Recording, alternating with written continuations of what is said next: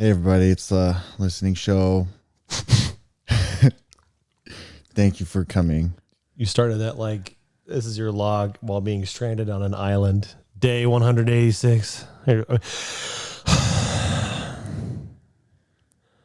diet is wearing on me. Day episode 56. I thought about jumping off the cliff into the ocean again, like in Castaway. But it's too wet. But then I thought, Oops. keep breathing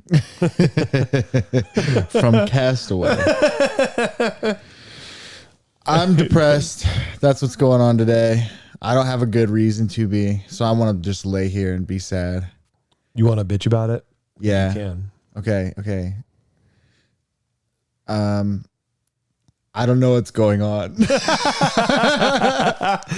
But You're basically like at a therapist session because you're laying down. Yeah. And then ask me your about my summarization childhood. is, I don't know what's going on. It'd be a great place for a therapist to start. Yeah, it would. I don't have a good reason to be. I'm just letting you guys know why I'm very low energy. Well, I'm very happy to be here. I'm very happy to be doing this show with you, my best friend. I also am in a weird, very funky mood, and I'm exhausted because I just got home from work. I'm sorry because you were depressed last night and it's been a whole day and I guess it hasn't gotten better. So I'm sorry. It's okay. Like my depressed, I think most people are at like 10% when they're depressed. My depressed is like 100% of another person's capacity. So Like I'm normally a 200% person because I'm that much better than everybody else. But when I'm depressed, I'm just like a regular person. So basically that's what's going on. So basically you're better than everyone else, even when you're bad. Yeah. You're better at being bad too. I'm better at being bad than other people. I'm very funny and hilarious. I like to say a lot of jokes. So basically that's kind of what's going on right now. It's like I'm saying a lot of hilarious jokes.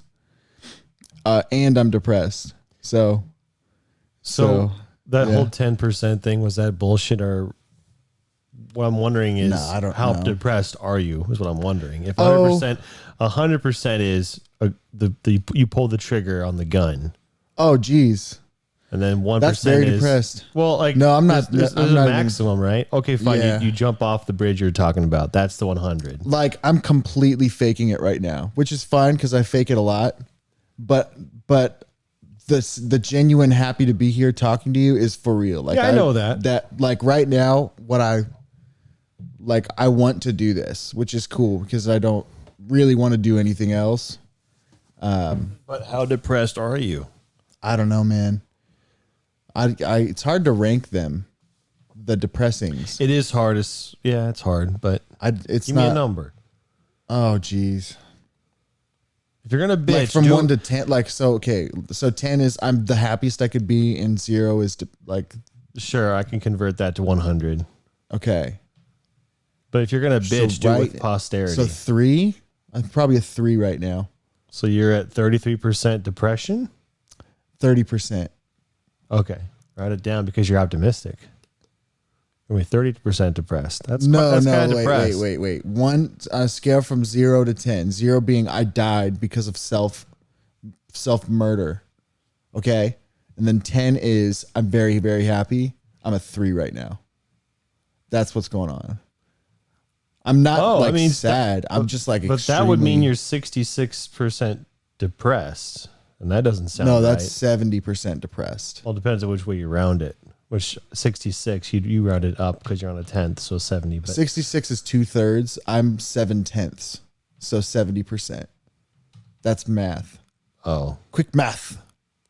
That's a song. There's a song that's like 2 + 2 is 4. Quick math.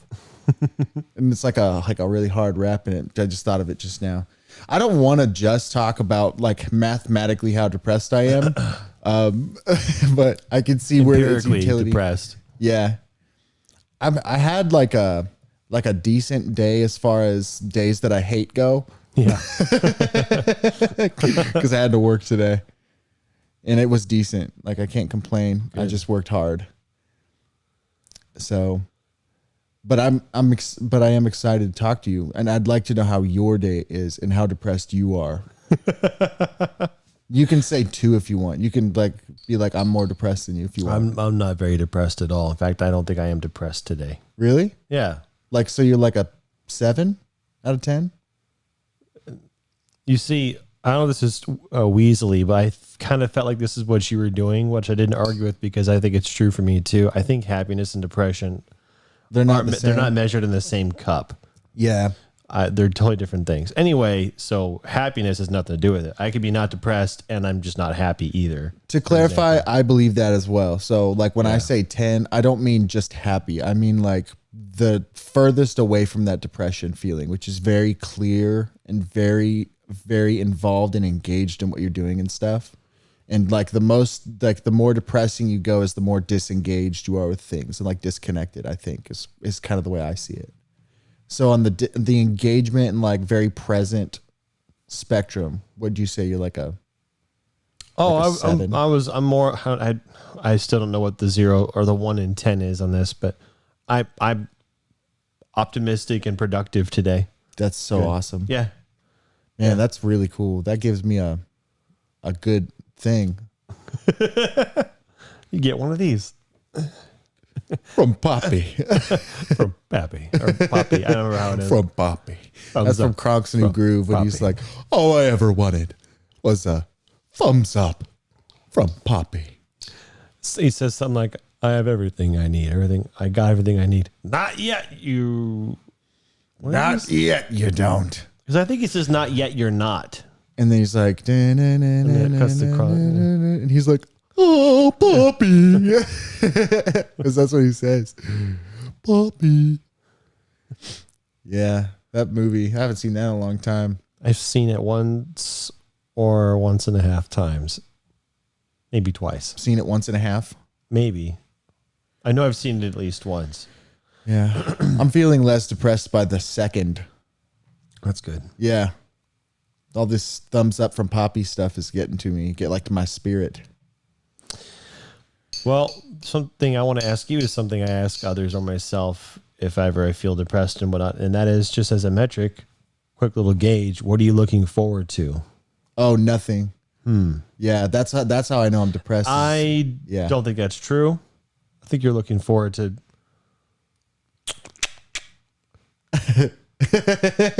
Well, this is going to be concluded episode 57. No, I don't want to put you on the spot, but I know you're looking forward to the watching show growing. I mean, I don't know if that Oh counts. yeah. So like I thought you meant like I'm looking forward to things in life. You But, are okay. Like what? Like that. Like Because it's something you're actively working on daily, for example. So I think Yeah. the watching show counts. Maybe you don't look forward to sitting down and recording as much as you do the prospect of what you're working toward, and that's okay. I really enjoy it. I'm not saying that's why I don't want to put you on the spot. I'm not saying you Yeah. don't enjoy recording it. We both do. I really enjoy the watching show like a lot. It's one of my favorite things right now. Yeah, It's like an excuse to play games with my friend. it is. that's like- also one of my favorite things. So I guess I shouldn't say nothing. I think generally, I think this isn't just a complaint about work and stuff because everybody has to do it. But I do think that whatever's going on there is kind of, it's very carnivorous to my soul right now is the way I would describe it. And that's the case for most people. It's even the case for me sometimes, but usually I can temper that with like a good consistent schedule and an understanding. I can prepare myself for everything that I need to do for the day. I did take a job though that requires that I don't know what I'm going to do for a day. And so I get kind of thrusted into a bunch of stuff that I wasn't prepared for. That's really hard and involved and mentally taxing. And there's not like a break in sight from that. So that's pretty tiring. It is okay though. I'm pretty grateful I have that job.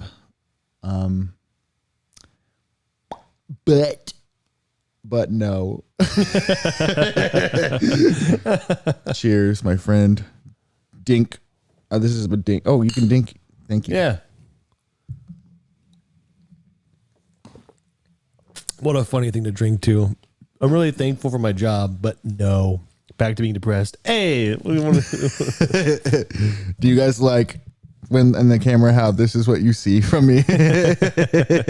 I'm just my face shoved. It'd be better if my foot was just higher and over, like right in front of your face. I can't quite reach for it from where I'm sitting. What I wish I could do is like lay face down with the microphone under my face, and so it'd be all muffled like this, and my face would be buried in this beanbag. I think that'd be awesome. Yeah, it'd be comfy and cozy. Speed of comfy and cozy. How did you sleep last night? Bad, dude. Oh, that was I think that's the other thing. Like I can't say in good faith that I'm clinically like depressed because I think I just didn't sleep. I didn't go to sleep till 4. Why? And then I got up at 7. I got distracted. Doing things. Nice. No, I asked that because you washed. I told you to encourage you to wash your sheets yesterday so that you could be more comfy and sleep better. So you want to know something about that though? Yeah. Like yesterday, like you said, I was also feeling a little bit depressed, and I know that I was feeling that way because today also, I've just been forgetting just really important things like eating and stuff. Although I did eat Red Door today and that was very good. Good. I ate it for lunch for free. But anyway, last night when I did my bedding, which I was excited about because then I have a clean bed to go to, I forgot the most important part of the bed, which was the sheet. I just left it on the mattress. And I had already started the dryer. Yeah. And so you had gone to bed and I was like, I was so angry that I forgot it that I just like yelled in my bed. I was like, no. Well, if it makes you feel better, I woke up when you came down. I know. I was like, it didn't bother me though. I was all comfortable. Yeah. Being loud or anything. So what I did is I just took the sheet off and I have a backup sheet. But the thing about the backup sheet is that I know it's my backup sheet and I like to sleep in this particular way now. I normally can sleep through a lot of stuff, but somehow like just enough, like perfect storm of everything being like too comfortable in my bed, but with the wrong sheets and knowing I forgot that and then thinking about a lot of other stuff. I just stayed awake till like 4. I get it. Yeah. It would bother me too. And I didn't like, I even turned like everything off, like the TV and stuff too. I don't know why I stayed up that late. I just was sitting there in the dark, which was bizarre because I was very tired. Yeah. So I don't know. I think I'll sleep really well tonight, which is good. That's good. But Red Door was yummy. That was very happy. Not before you. So I had it last week and I hadn't had it in months and it was awesome. Like, yeah. Yes. Just a sandwich. That's all I had. I had pretzel bites today too. Were those good? Yeah. Man, it sounds good right now. Shoot. They were really good. Maybe I'll go there this weekend. Yeah, man. I guess I should ask, why was it free? What happened? We got a new hire at work and stuff. So it was a company outing thing? Kind of. We didn't go like to there. They just ordered it, and so that we wouldn't stop slaving for the company. They're like, "Oh, we'll treat you to a nice thing, but not at the expense of our dollars." And so then they got us stuff, and it was I was happy for it. Yeah. Yeah. I have to train that new person, and that's also pretty tiring. She's very nice though. She's a very nice lady. You ever see a nice lady and you're just like, how do I describe this? Because I've had several occurrences of this where I think the conflict comes from the fact that it's usually somebody over a counter, someone working somewhere, and they're very, very nice. Mm-hmm. But I get the very strong impression that that's just who they are, but I am really pessimistic, and I have to assume that that's just their job. But very strongly, I feel that they would be that way on the sidewalk. Mm-hmm. You know people like that? Yeah. I'm really conflicted about those people because for the simple fact, I think that I'll never know. I'll never know who they really are. Mm-hmm. And I like to think that there are nice people like that out there, but I only ever see them in this context of where I just don't know what they're really like. That is interesting to think about. I think that like I was like that when I worked in retail and stuff. I was like always really nice. I can remember a couple times when I wasn't, but those were exceptionally bad days. But like I was the guy who was always smiling and stuff at people, and I was pretty genuine about it. But it was because I had practiced doing that for so long that it became more natural, and so I'm just kind of that way now. So I can see a scenario where maybe they do fake it for a while, but you do it long enough, it's gonna become, kind of integral to your character, I guess you could say. Yeah, it's like the muddied lines between acting and who you are, which is a question. It's a big question. I still haven't answered, but anyway, in that specific example of it doesn't have to be girls specifically, but I can think of several girls working over a counter. I'm like, she is so nice. It's strange, but I'll allow it because it's her job. So maybe that's why she's so nice. But is she that nice? I don't know. It's weird. You'll allow it? Like, I'll accept it is a better way to say it. Yeah. I would disallow it. Stop it. Yeah. I get it. I get what you're saying though, because sometimes it's like too much. It's like you are not that happy. Like this, you just want my money. It's too unnatural. Yeah. Right. I've But seen what that if I'm too. wrong and they are naturally that nice? Then I'd feel really bad for thinking that they are being deceptive. Yeah. So I just at this quasi place where I don't know. Yeah. So You could just be- yesterday, sorry, what? Oh, go ahead. Yesterday I was at a Wendy's. Had been there in a while. I'm glad I went because it was fun with my brother. Anyway, he went to the counter first to order, and there was a very short person behind the register. I thought, is that a girl? Is that an old lady? What's this? Are they sitting down? They're so short. I don't understand what's happening. And by the time I got to the window, I realized that's a boy. There's a boy working the counter. And I ordered, and he was very nice and everything. And I just said, "Can I ask how old you are?" And he goes, "I'm 16." Not in an angry way, but like that immediately said to me, "I've been asked this a lot." Mm-hmm. And I was like, "Okay, are they paying you?" I was trying to make a joke. And he was like, "Yeah." And I was like, "Okay."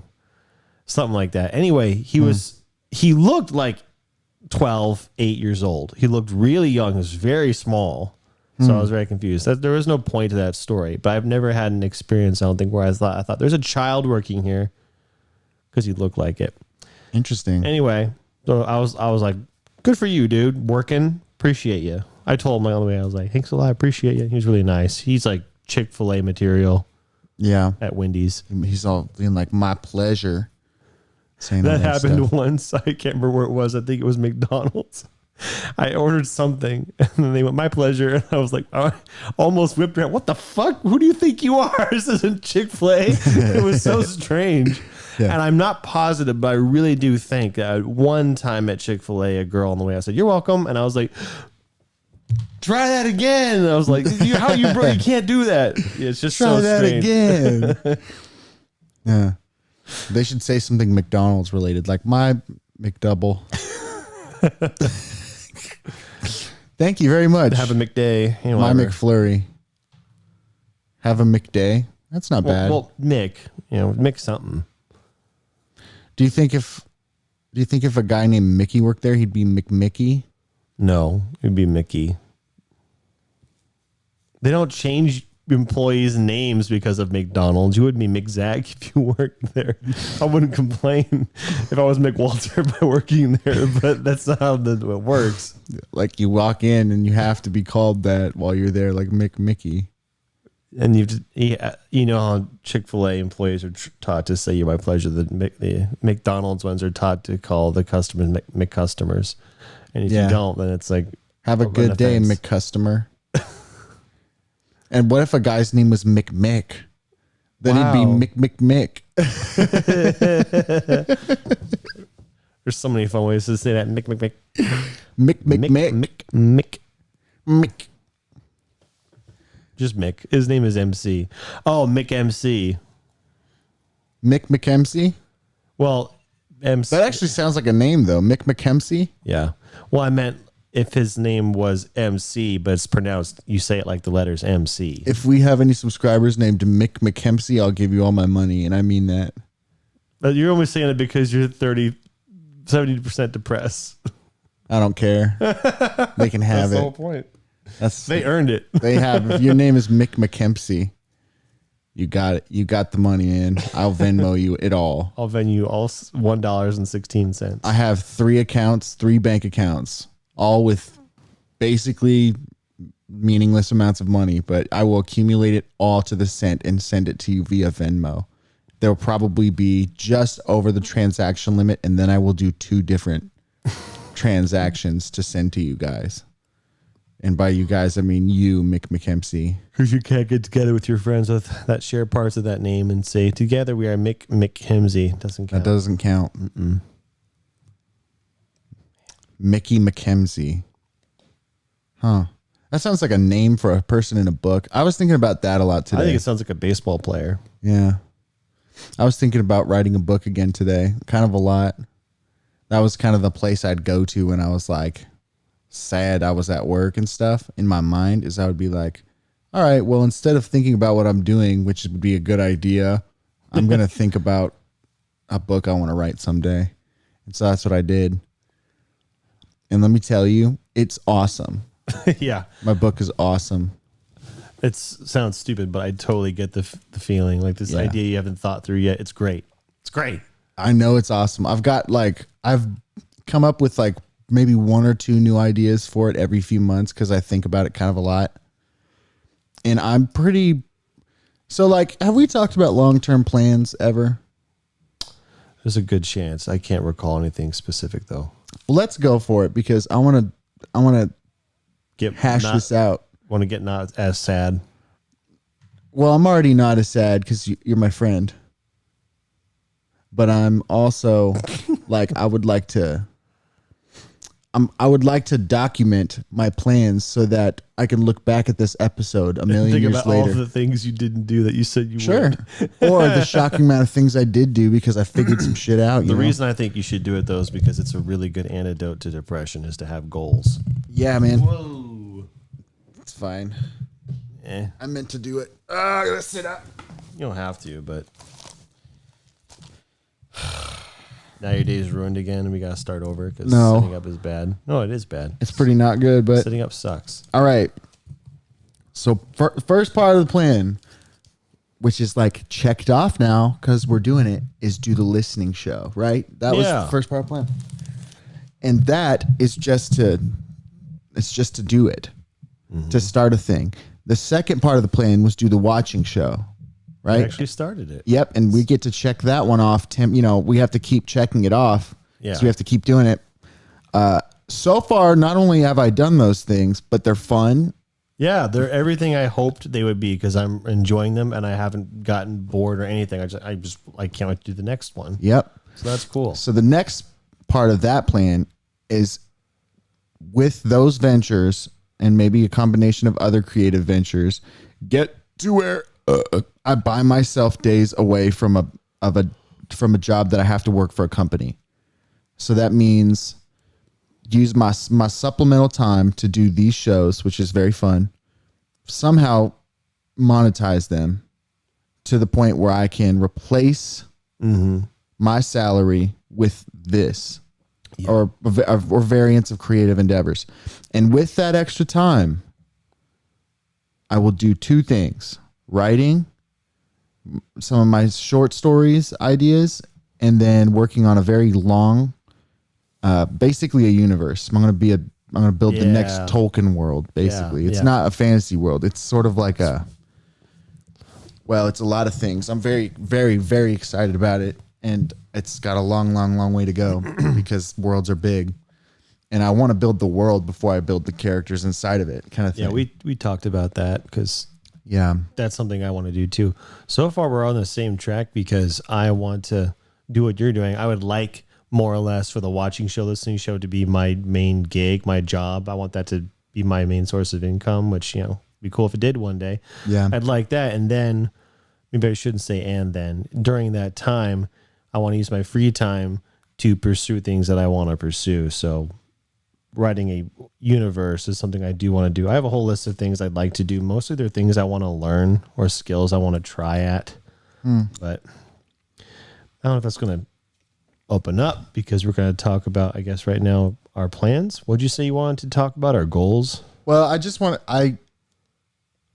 the thing that I think would be cool to tell you about is some ideas that I have for my universe that I've come up with already, but I feel like I might have done that before. You can if you want. Okay. I'd hate it if someone's stolen your ideas, but that's unavoidable. Stuff gets stolen all the time. Well, I would have stolen ideas, I'm sure. It's basically because I really, as a storyteller, I recognize that all the best stories are kind of the same as all the other best stories. You just have to make it different enough to be original and to tell a new side of that same story, kind of thing.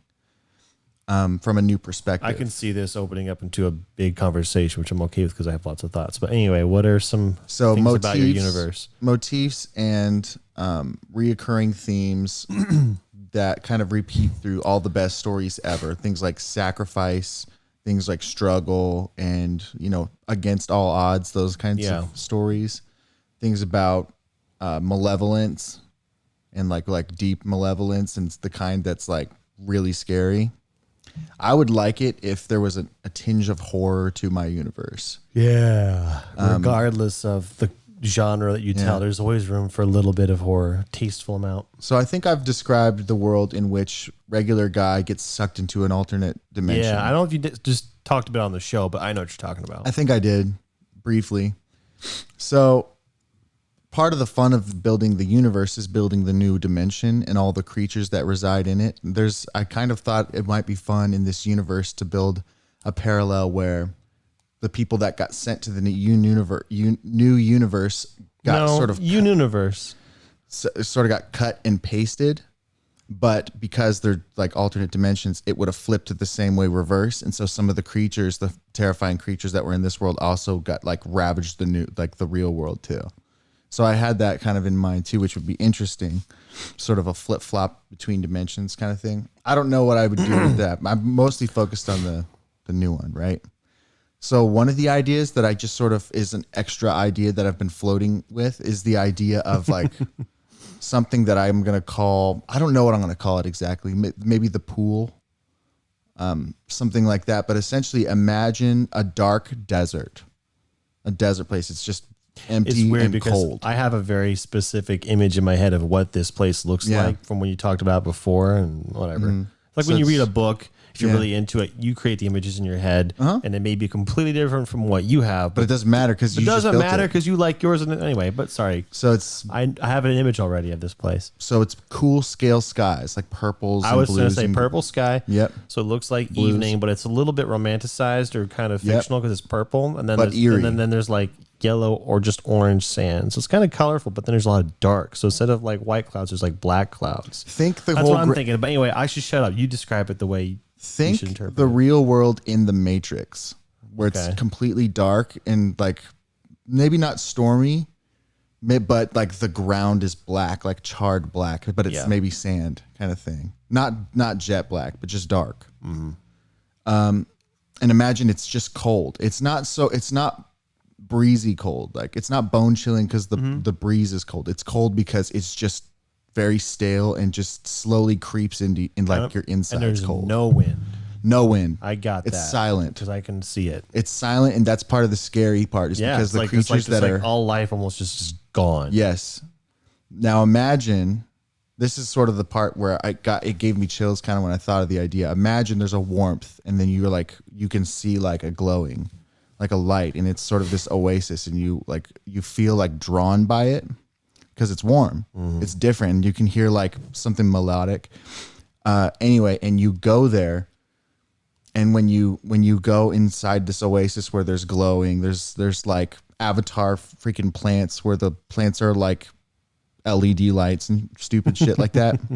But imagine it's very ethereal and relaxing, and at the very center there's this golden pool. It's just a pool of liquid where you can't see what's underneath it. But it's just like maybe ebbing and flowing, kind of like the ocean would, just slightly.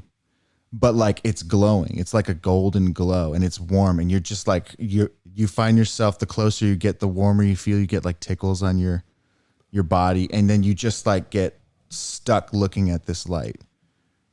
And then from the outside perspective, like you're watching a person go in there, and maybe there's something that happens to make people see what's actually going on. But this is like a carnivorous pool. To the third person observing the one person walking to the, I can imagine. So from the third person perspective, sort of what's happening is that this oasis isn't an oasis. It's like it's a spirit of some kind that like brings people in, it slowly devours them with energy. And so it like feeds off of like, I imagine this pool, like your eyes like eventually change, and then your face slowly is like melting away because of the heat. And eventually what's left is just like an empty hole, like a hollow hole. And then you become this new creature where like all you desire is the heat again, but like somehow you get disconnected from the pool. And then you go out wandering on this desert with no face, and you're looking for heat. And so you start seeking out other people. Like it becomes this idea where the warmth that once comforted you, you stood in it too long and you became like something you didn't want to become. I like that motif as an idea anyways. Like if you get too comfortable for too long, it can devour you. And you know, you're no longer like Hot Pockets. Exactly like Hot Pockets. Anyway, but the idea of like watching it's the hot pocket dimension. Yeah. Because it's a pocket dimension, but it's about warmth. So it's the hot pocket dimension. Yeah. That's the working title. Now you can have that. Thank you. So I can imagine writing scenarios where, you know, friends desperately are trying to save their friends from this, but they won't listen. They're like stuck to the light and they're trying to like pull them away, and they're getting chased, but they don't care because of the light. You know, it's sort of very, I don't know. I think it would be, sorry. I don't know what I'm even saying anymore. It has echoes of creepy, and I like the idea of like corrupted human beings because they were just trying to stay warm. And like, I hear that, and I immediately, for some reason, unfortunately, think of SCPs, which I guess it's because it's the closest thing to weird things like that, which I like that kind of stuff. I like hearing that kind of stuff. You mentioned whatever, and I thought about something I think I thought about yesterday when I was on the motorcycle. I had an idea or like a story, because whatever. It's a team. The movie's called whatever it's called, but it's a story about like why is this is such a quick thought? It's going to take me like 30 to 60 seconds to explain. It's a team of like military. It's like a military specialist team, and they're called Moths. That's what they're called. And then there's no explanation to it except the throwaway line in the whole movie. It says something like, people run away from the flames, we are the ones who run into them. Oh, yeah, or something like that. And then that's like, so the audience can go, oh, that's why they're called Moths. That's cool. But we don't drill it into the audience. You don't treat your audience like they're stupid, but it's just a little thing. Yeah. It's inconsequential what they're called, but that's the justification. Special Force Unit Moth or whatever. Yeah. I like that. Anyway, I thought about that because you said drawn to the warmth. Okay, I got a lot to say about universe building, if I can go on, unless you want to go. Go ahead, man. Okay, so there are a lot of stories I want to tell, but before I at least tell the ones I'm really passionate about, I want to do world building. I want to build a universe, like you said. And I assume you mean it the same way. I'll explain it to the audience, and then you can decide. A universe is essentially how the world works. So our universe on Earth is gravity makes you pull the ground. That's a universal rule. You establish the rules of your world. The world, how the world, like if Earth and world was a game, there's things you'd program to the game to make it work the way it does. So I'm going to program a different reality where there's different kinds of rules. So I have a whole list of ideas for things that could exist in the universe to make it cool, like, or any idea I think of that I just think is interesting. So one is, in this universe, you have the capacity to save your dreams and like share them. It's like it's nothing or whatever it is. Or another idea is you can have a superpower like flight, but you have to pay for it.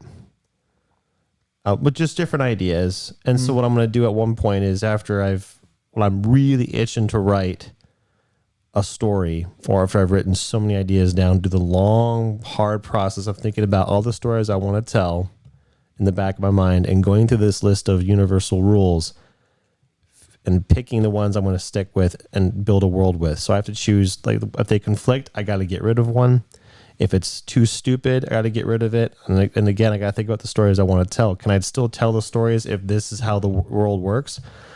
But it's a long process because it's the one decision you have to make one time, and it's the most important, which is you set the rules like the Bible, and it is done. I've chosen these. It's over. I cannot change any of these rules at any point.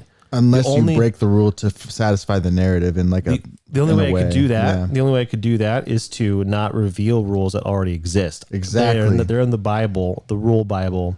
So I tell a story and people think there's no way, but actually it's already written in here. So That's the true. story won't break. And I can tell different stories that exist in this world. That's true. You're right. And really, I'm bummed because I'm thinking I'm gonna come up with like 100 ideas and only stick with like 10 or 15 because you can't have too many. Because if you have too many, the world you probably can invest in it. It can get too weird, too hard to get into, but not enough to relate to. Anyway, that's what I'm most excited about. If the one day I can decide on the rules for the universe and it exists, great. Now I can go tell stories in it. Yeah. Because I have story ideas, but I want to build something new. I know, man. I feel that fun. desire to be creative and stuff. There's a reoccurring theme. I think the thing that I would basically build my universe around is the idea that the only way to survive is to struggle. And so like that sort of reinforces my whole idea of like that pool of light that it warms you up, but it perverts you too. You know, and I think the whole universe is built sort of like that so like there's another idea I have where oh shoot, I just had it ready. I forgot it. Go ahead. I had a question about your universe. I'll interrupt you if I think of it. Sure. My understanding was that you're going to write a universe like I was describing, but in your universe, there exists another dimension. Or is your universe this dimension? Well, that's one thing I haven't figured out yet. If it doesn't Okay, just that's teleport fine. you to this another part of this dimension, or if it's another dimension. Kind of I think it has to be another dimension within your universe. Otherwise, there are no stakes. Yeah. Because if your protagonist comes from the world that we know, and this world can have different rules in your universe, but he gets sent to this dimension, which has its own rules. And I know this is revealing probably the thing I shouldn't reveal because this is going to be the big reveal in the stories. But there exists in my universe a place that in my mind I call the lighthouse, and it's essentially a universal control room. oh yeah, I think I've described it before to me, not to anybody else. Yeah. And part of the narrative of the story, there's several underlying layers of what's going on in real time, but time is a little bit of an illusion in the universe that I'm building because there's this story that's happening that you get thrust into right away with the whole, you get moved from the world to another place. That's like the main big problem that you're thrown into right away. But then eventually it turns into, we got to figure out what's going on, why that happened, and then all this other stuff. And you realize there's this whole other very larger than life, storyline of good and evil and corruption and all this stuff where there's like, something takes place in this lighthouse, this control room for the universe. And, these places that are tied together in ways people don't usually see, there's these control panels that I'm not going to describe because I have to figure that out still and how it works and the science of it, which is not really science. It's like a silly metaphor, but like, I guess I could describe it briefly. Imagine curtains of like falling water. And each one of these represents a universe. And so I imagine a scenario where there's guardians who are responsible for taking care of the universes, right? And these beings, they're pure of heart. They're the standard. And they're responsible for taking care of this life water, these fountains that are falling down. There's curtains, they're just straight lines that go across. And then they run parallel to each other. And you can kind of see the differences and all these stuff. Anyway, I imagine there's basically an adaptation of the Lucifer story where a fallen angel, one of these guardians, goes rogue and decides it's not worth preserving. And there's a fight that actually happens in there. And then this fight results in something breaking to the point where this occurrence that the whole book starts with happens. So the occurrence where the people get thrown into this new universe happens because of something messing up in this control room. And so it all ties, like the ending ties back to the beginning in this weird way. I can imagine in my mind. So that's another reason why, like, and this whole universe, the thing that the whole story is about the struggle being the thing that sustains you. And as soon as you like give in to the idea, I figured out, I remember the other part. I think I've told you before, but one of the other ideas I had that also reinforces the you have to struggle to survive is there's a character, maybe it's one of these ethereal beings, but it's a character that you know. He basically, like I've described this water that represents a universe. He takes some of it and he removes it from the stream. The stream is time, essentially. The movement of this water is time. So that's how it's represented. And he takes it and he puts it in a cup. He separates some of this universe water and he puts it in this place and it no longer runs. It's still. And then him and his family, this character and his family, they go and they be there so that they never die, basically. But then what happens is like everybody there just stops because time has stopped and they eventually just give up. And it's like very sad and like somber moment when you go to this place and you're like, why is everything is sleeping here? And anyway, I had this idea of like you being able to go and visit these different places and see things and stuff. And you see that what was all these good intentions, how bad they can turn out. I don't know. I really like good intentions turning out badly, like as a story That's idea. Depressing, good things turning out bad, which is why I like it. I know. That's why I want to write all these stories about all these things. But you can imagine like visiting this, like it's island in space, essentially, where it's just a piece of something cut out. And then all that lives there is this family and they, if something happens and it's messed up, like you go there and you're shocked at what you see because it's supposed to be a serene and happy thing and it's not. So in this universe, I assume that we have like a regular human protagonist throughout whatever happens, but the reason for this whole thing is because of these ethereal beings. Maybe they're humans too. They just are humans from the future. I don't know. I haven't figured that out yet. But you can tie it together. Anyhow, yeah. Different dimensions, great beings, regular dude living in the world that these great ones created. But the story follows the main guy. We find out so I hear that like, that's a motif that's been done, and that's Sauron. He was one of the divine, and he turned evil, and then the whole world got messed up just because of him. And then the whole story is following some regular people in that world that came as a result of it. Yeah. Another motif I like is the idea of the greatest good can cause the greatest bad. Too, like the idea of falling, like if you're the best person, if you fall, then it's the worst thing that could happen. Harvey did basically. So like that's another like really cool. I want to explore that one too. I've been toying with the idea of having the main character very spoiler alert, but very Attack on Titan, having the main character like who has always been the hero, who you've like counted on being the hero, eventually turning. That's hard to do. It would be. What was I just laughing at myself for? Oh, yeah. Marvel's What If series. What if Jesus had fallen to temptation to 40 days in the desert? Find out next week on Disney Plus. Jesus. Yeah, man. Even just talking about like all this stuff makes me you more happy, right? It makes me want to do it. Yeah. It just makes me want to tell. I was telling I put this on like a dating app that I had. It stemmed from a conversation we had on the listening show where I said I think the most important job in the world is storytelling. Right, I remember that.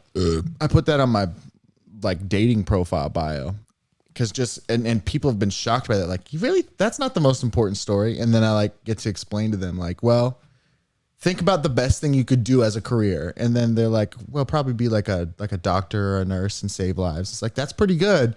Maybe be a politician and save lots of lives. Like, I don't know, maybe that'd be the best. Or maybe be an engineer and build things that save lives. There's like all these things that save lives. And then I said, now what if you told a story that inspired all of those things to happen? And they were like, oh, like I see what you're saying now. Like, because a good story can change everybody's mind where, an engineer can, help.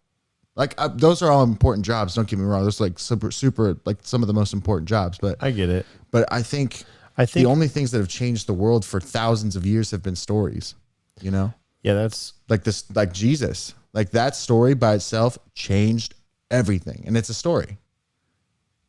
I forgot I was thinking. Oh, well, I'm sorry. That's okay. It wasn't important. But you know what I'm saying, though, right? Yeah. Oh, now I remember it. It wasn't important. I think I remember when we were having that conversation. I didn't get it at first. Like, it's not. And I think toward the end of that conversation, like, I see, that's what you're talking. Yeah, I think I see that. I think we named the episode storytelling. I think Yeah, I seem to something remember like that. Anyway, yeah, I remember that. Well, Yep. if we're gonna put ourselves in the spot or spoil things, quickly, if you can, what are some different stories you want to tell in the universe? It doesn't have to be this dark universe, but I should back up. Forget what I just said for just a minute. I'm planning to write a Bible. It's the technical term for a set of rules for your stories. I'm planning to write a Bible before I write stories. Are you doing the same thing? Basically. Okay. So if that's yeah. the case, not the question I want to ask is, Okay, what kind of stories do you want to tell in this universe? Ideas. So I could name a few. Well, I can't imagine it following just one character. I feel like it has to follow so many because it shows so many different Let me sides give you an of it. example. I'm not sure you understand. I want to tell not a superhero story, but it's kind of a superhero story. I want to tell a psychological horror, physical all these horror in the story. same universe? No, yeah, all the same universe. Oh. different movies, different Franchises. themes. Yeah. But since they exist in the same universe, technically they can collide if I want them to, because it's in the same universe. The other one is the modern shooter movie. I had some others, but as an example, I think you understand, right? I don't know exactly what you're asking, but I'm gonna modify your question to answer. Because I know you want to tell answer. that, whatever the working title is, Hot Pocket Dimension.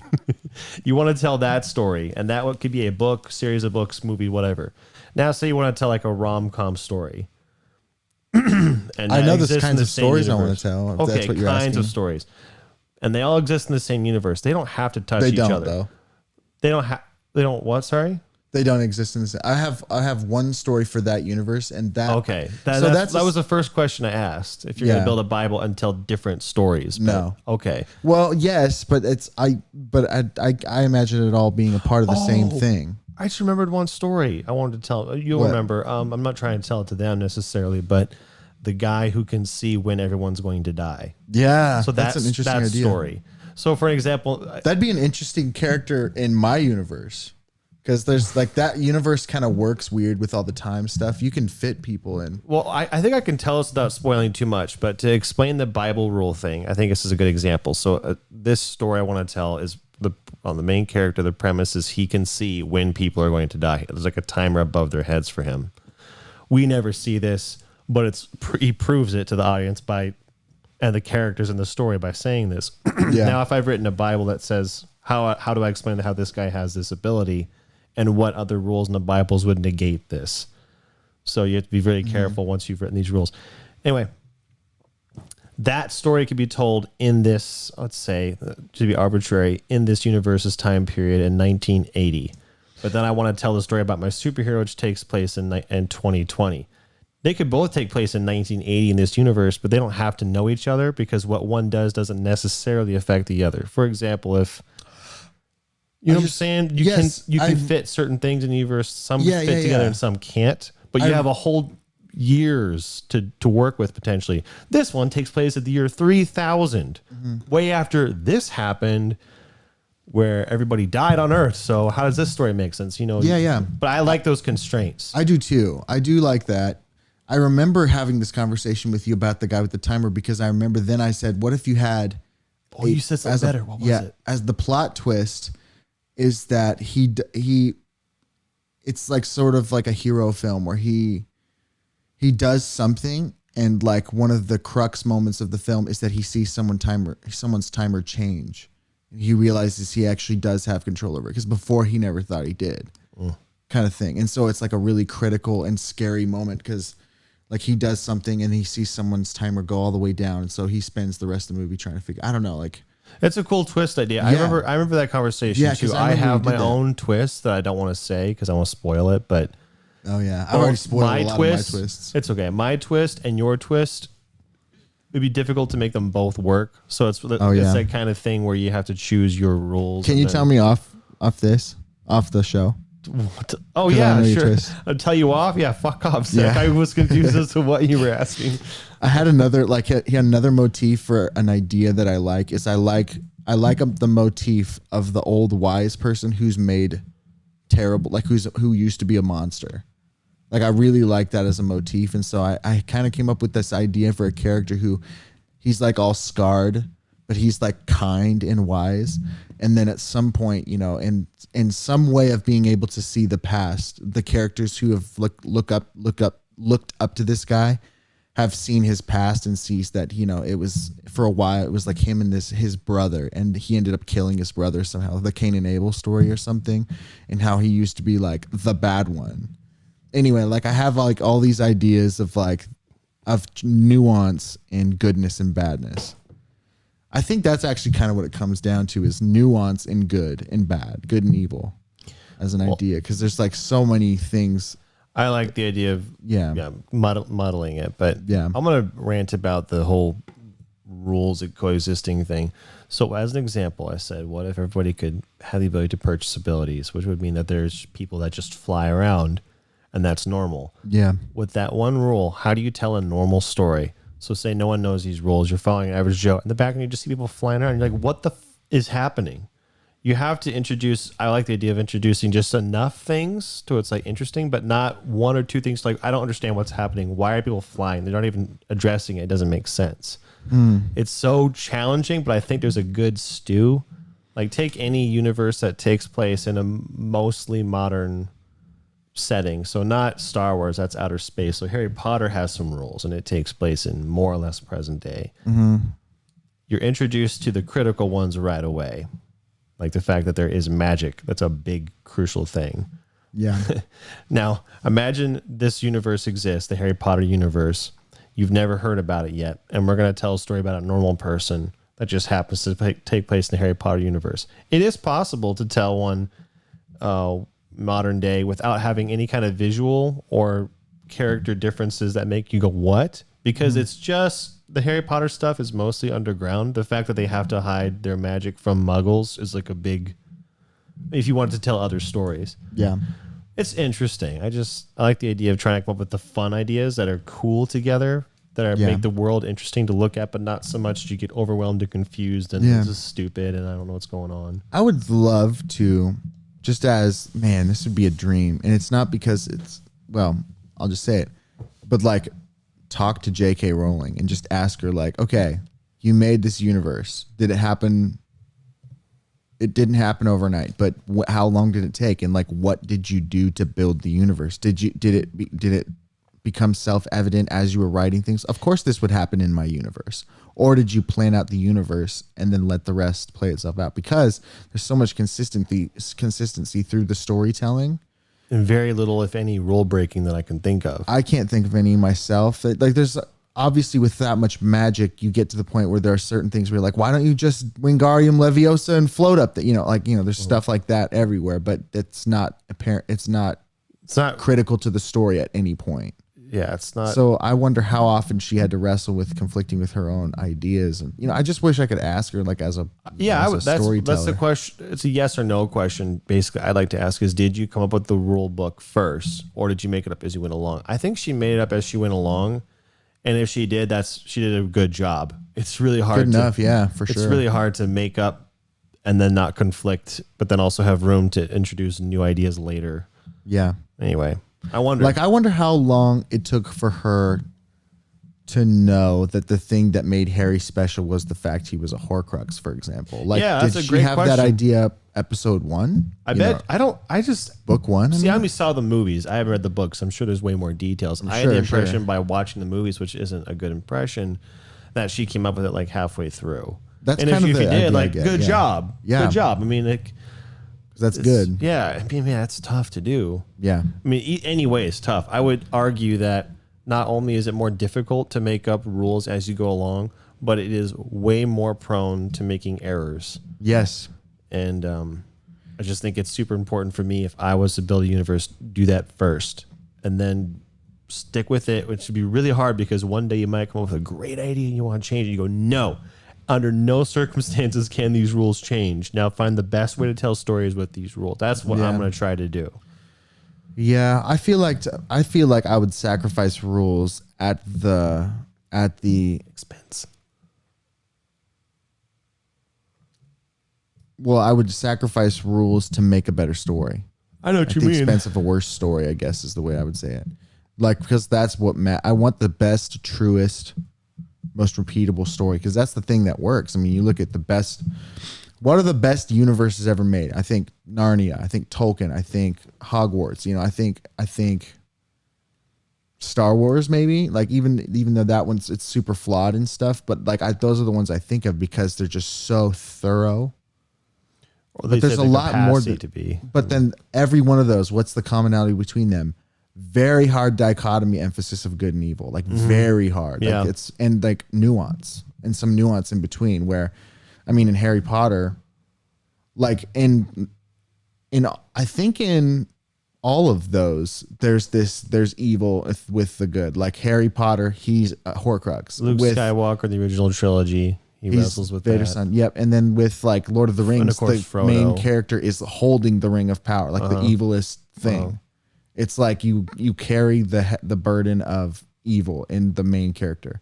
And that's such a good, like all those, that's the thing that makes a good story, is because the hero, like people see themselves as their own hero and stuff. Like they carry the evil, but they have to conquer it and they have to do it against all odds. Anyway, all the best stories have this repeatable patterns. It's about how to make it unique and different and consistent. I don't know, all those things. It has to be just the perfect mix, but when you get it right, people will listen because that's a good story. And I would like to write the best story, you know, selfishly. I think it would take me my whole life. I like to think it'd take me most of my life to write all those stories. Just to write the rule book, I expect it to take like 10 years. Dang. I mean, I want, How much- that's the how most much every important day? thing to me. How much every day? Yeah. How much writing every day? I'm not sure I understand the question. Like how much writing do you expect in 10 years? How much writing do you have to do every day to write the rule book? Oh, no, the rule book is going to be a very slow process intentionally. It's over the years, you come up with the ideas, you write those ideas down. And then when you go to the whittling, put it in stone process, that's going to take me like a hard 6 months to a year, I think, to like sit down, really think about it and think about my stories that I want to tell and just keep looking at the rule book and just allow myself to fiddle with it for a certain amount of time. And then eventually get to a point where it's just like, Yeah. I can't make it any better. That does seem like the best. I've been working on this list I've been coming up with ideas for 10 years. It is time to tell my stories. End. The rule book is done. The Bible is done. Now I'm free to move on. But that is going to be the biggest thing for me. I started writing those rules like 4 years ago. So hopefully it's enough. If I can't make a good rule book in 10 years, my stories, I don't think I have a chance. So Yeah. I'm taking my time with that. I also am like a firm believer. Like there are exceptions, obviously, like Tolkien and Rowling and C.S. Lewis and all those people. But I feel like I would really, really very much enjoy being the head writer in a group of writers, and I get to make the final decision on things, and It'd be then fun. get other people's writing who are good at writing. Yeah, their opinions on what a good story would entail. That's what I imagined. I hoped for is I want to write. Well, two things. I'm more interested in writing the movies because I care about movies more. But whether it's a book or a movie, specifically a script, I want to write mine like a rough draft. And I want like 3 different writers to rewrite my script. And I look at all of them and I go, what I like about each one. And then I make a new one based off of what I heard. And then I submit it back to them. And then each one of those, this is an idea I had, each one of those 3 reads this new triple monster I made, and then they rewrite that one more time. So now I have like a double rewrited script from 3 different people that combines the best of what we all have. And then I choose probably from that and maybe make 1 or 2 more changes. And then I work with the group or the one throughout from then on with the movie. That's a really interesting way to do it. Doesn't seem like that would work. I don't know. I just made it up. Like I think it'd be probably too many better ways. flavors. The moral of the story is I do want other people to help me with my idea where I ultimately decide this is what we're going to do, but I want some talented people to help. I think the best way to do it would be to say, here's the universe, go. And then you sit in a room and you say your ideas, and then someone beats it to death until there's nothing left of it. Well, I was thinking about someone a specific says their idea story. that's stronger, and then they beat that idea to death until there's a little nugget left, and then you keep the nugget because you want to kill the ideas that don't have any substance. Well, I'm not talking about brainstorming for story ideas in the universe. I'm talking about brainstorming for ideas for a story in the universe. So if I'm going to make the Right, that's what I'm talking about too. okay, I'm just saying, like, well, like for example, I could care less the script. I don't care about that. I care about who the characters are. I care about what the world is, and I care about where they're going and why. I would have fun with the script and stuff and like coming up with conversations and things like that, but I know that's not my strength. I think my strength is like identifying the motif and then saying, here's how to really mess people's brains up with this idea and like scare people. Like I would like to scare people too. that's really important, and I want to do that well. But I kind of think visually sometimes. So to a degree, I'd have to write some of the script, some of it. Right. Because like I have images. Some of my storytelling will be through images, not just through Right. those things which are even more important, arguably. You could write your own, as an example, write a very descriptive novel for this one story in the universe. And then it would be best to then make a, what's the word? Adaptation into a script. So you already have all your characters and all the thinking completely fleshed out in words. And now you can distill it for visual. That's a good way to do it.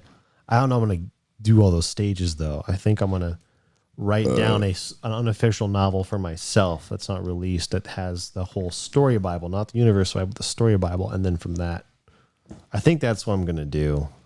I'm just more interested. Are you going to do it? Am I going to do Are you going to do it? it? What you just said. That's my plan. When does that start? 4 years ago. Have you started? Well, I started writing my rule book, my Bible. So you have 6 years. Yeah, 35 I want my book to be done, or my rule book to be done. Yeah, that's reasonable. I think it's good. Like by 40, I'd like to have told a story by 40. I started taking like some unofficial like lecture courses that are done by fiction authors and nonfiction authors. And the successful ones, they all say the same thing, which is the thing I didn't want to hear. But it's hard. Well, that's obvious, but what they said was the only way to be successful Force yourself is to write. Yeah. And you sit down for an allotted time with no distractions and you just write. That's all you do. You don't clean stuff up. You don't do anything. You just write, and then later you clean up. And I think what they do is they say 1 hour I'm going to write, and that's it. And then I will spend 1 hour cleaning up, and then I'm going to be done for today. Or they'll maybe do 2 sessions a day for 2 hours each, kind of thing. And Requires discipline. yep. And if they feel like that burst of all these juices are flowing, make whatever footnotes they need to remember it tomorrow, and then just sit on it all night, kind of thing. Which, if your time is done, then you're done, kind of thing. Which that sounds sucky to me, because I would just go, and I just go like on this. I wouldn't be disciplined with it. I would want to just I like that idea though. You write something down if you have to, like a footnote, but then you let it cook Yep. overnight. We're fine. Yeah, and then tomorrow. Well, whenever for the your hour- time is done, because you want 1 hour kind of thing. I don't know. Anyway, I don't want to make a book because I don't even read books. Yeah. So like I've been. How would thinking you about like that. to tell your story? Right. I don't know. Oh, you don't know. Yeah. I actually, I actually imagine an audiobook is what I imagine. But to do an audiobook, you have to write a book. you Yeah. know? So I do imagine a book, but I can imagine like an audio story where it's like told with sound effects and stuff. I think it'd be cool. I remember you were telling me about your Hot Pocket dimension idea before, and I said that would be great because you were giving more details than I don't want to give. But when I heard that, I was like, that would be a great game because It the would. way the story would unfold, because you can tell stories differently through a movie than you can a book, and games are another great way to tell. I can't think of another way to tell a story, really. I'm sure they exist, but that's kind of the three: Yeah.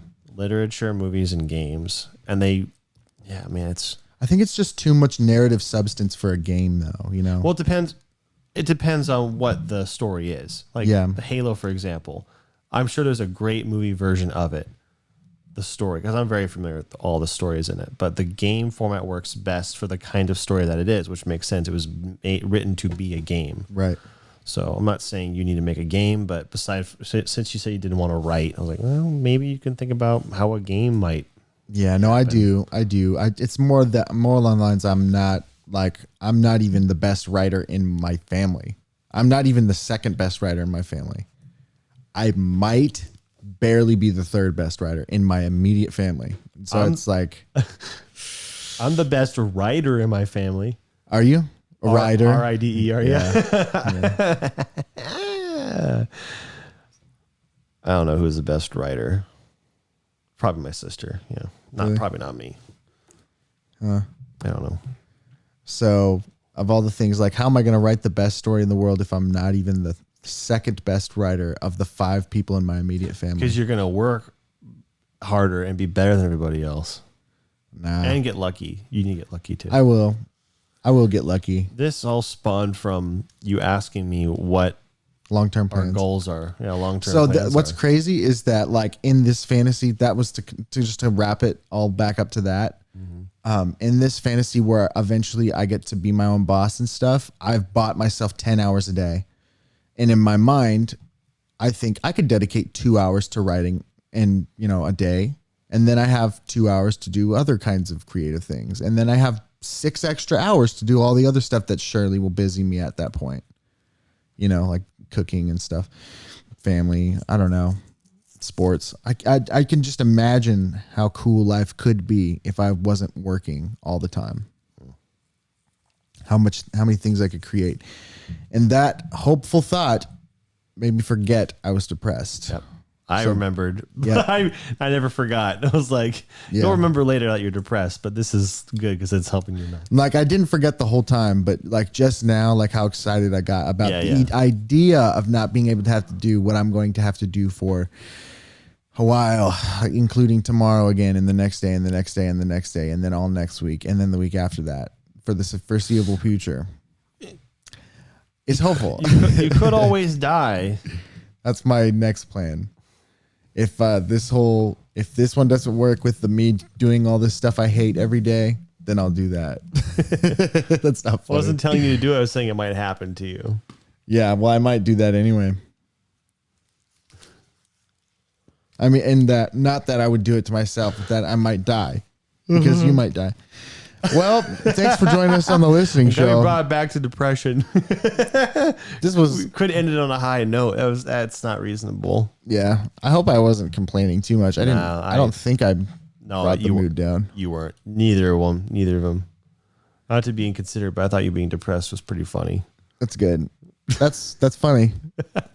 I'm glad. That's how I would have fun it. conversation. Talking about. Let's go do the watching show now. Walter, send us off. Well, you told me to tell you off, and now you're telling me to send us off. So, thank you for listening. We'll see you, or we won't. That's the wrong show. Cut me off while I'm talking because it'd be a lot funnier.